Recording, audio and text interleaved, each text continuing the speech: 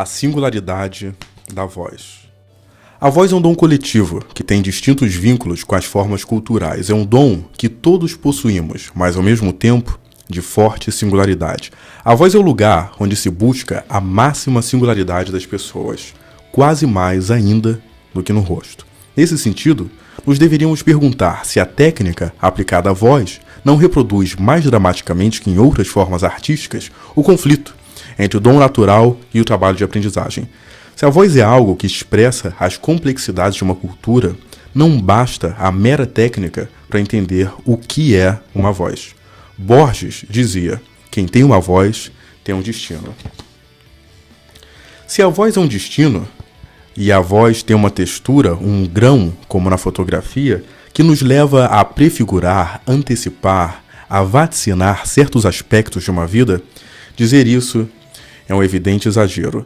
Mas por algum motivo o saber popular diz: com essa voz, o que eu não faria? Ou você tem voz de locutor, etc. Tudo isso poderia estar prefigurado pela voz e por isso que tem uma forte implicância essa metáfora. O destino do mando, do canto, da locução, do professor, do conversador, do sedutor. O destino das classes populares que devem recuperar a voz. E, sobretudo, a metáfora da voz, que é uma forte metáfora da cultura, da fala e da linguagem, e também da política e da identidade. Quando se diz ter voz, a voz dos que não têm voz, ou a voz das ruas, a voz do povo, as vozes do interior, as vozes recuperadas, as vozes do silêncio, ou a voz de um amigo, estamos diante de uma das mais fortes metáforas da cultura.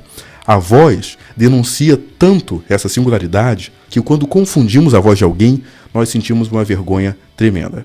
Repito, a voz é um destino de forte singularidade.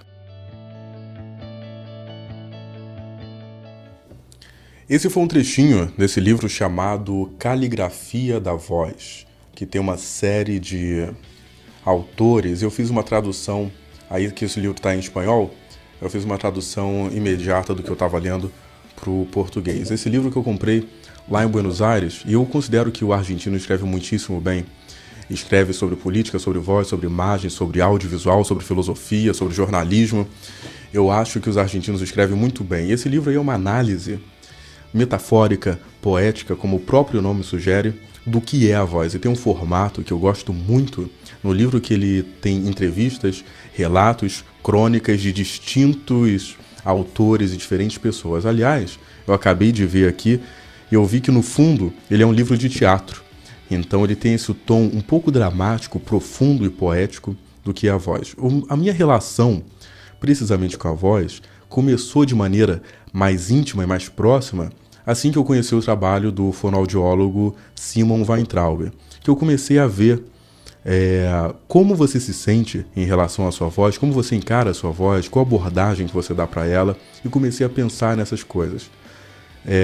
Para você ver como isso pode ser muito interessante, uma experiência um pouco aterrorizante que você pode passar, muitas pessoas já passaram, eu já passei por ela, é você se gravar. Normalmente, quando você se grava, aquela voz que você escuta, ela lhe soa muito estrangeira, parece até uma outra pessoa falando. Naturalmente, porque a gente se escuta 80% de uma maneira óssea e somente 20% efetivamente pelo ouvido. Então a nossa voz, nós escutamos de uma maneira e as pessoas recebem de outra. Um conselho interessante para trabalhar a voz e se sentir confortável com a voz, seja estudando inglês, seja estudando francês ou qualquer outro idioma, ou mesmo português, claro, para você se sentir mais confortável com aquilo que você fala, se sentir mais à vontade, é você gravar a sua própria voz. E aí você vê, agora no WhatsApp, com mensagem de voz, isso é moleza, né? Porque você pode gravar em qualquer maneira, não precisa ser em altíssima resolução de áudio, pode ser qualquer gravador que já serve, e você vai pouco a pouco se adaptar ali à sua voz, e eu recomendo que você veja quais trechos você vai gostar mais e você vai replicar aquilo, você vai aprender a achar um tom mais confortável para você e para os outros que estão escutando. Porque a pessoa que tem uma voz muito estridente, muito aguda, normalmente não agrada muito, né? Quem é que não tem aquele amigo, aquele conhecido com voz chata, que fala e incomoda todo mundo? E eu vejo muito essa importância da pessoa ter uma boa voz, se sentir confortável com a voz, seja em português, inglês, etc. Bom, meu nome é Paulo Nidek, e se você gostou do vídeo, curta, inscreva-se no canal e até a próxima.